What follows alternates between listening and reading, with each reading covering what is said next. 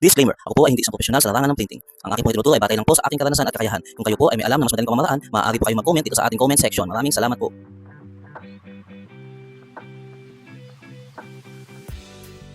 Hello guys! For today's video po, magpiprint po tayo ng payong. Sermon Musngi TV po. Gagamit po tayo ng DTF print, saka po payong. At ang gamit nga po natin ay itong Super Heat Press po na A4 size para saktong-sakto lang po itong payong. Ayan po, open lang po natin siya.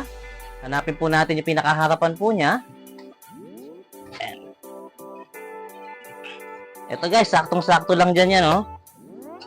Hindi po tatamaan yung ating bakal sa loob. Ayan po, medyo malaki rin po yung tatak na to guys.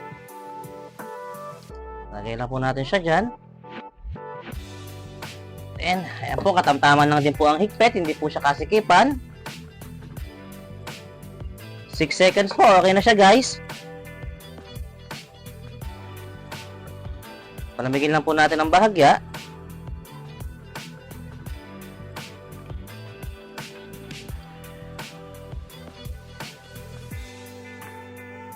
After po niya, pwede na po natin alisin for second press po for 10 seconds.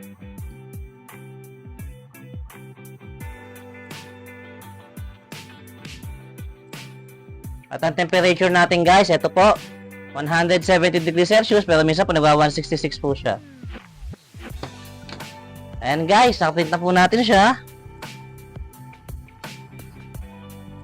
Thank you guys, hope you like our video today.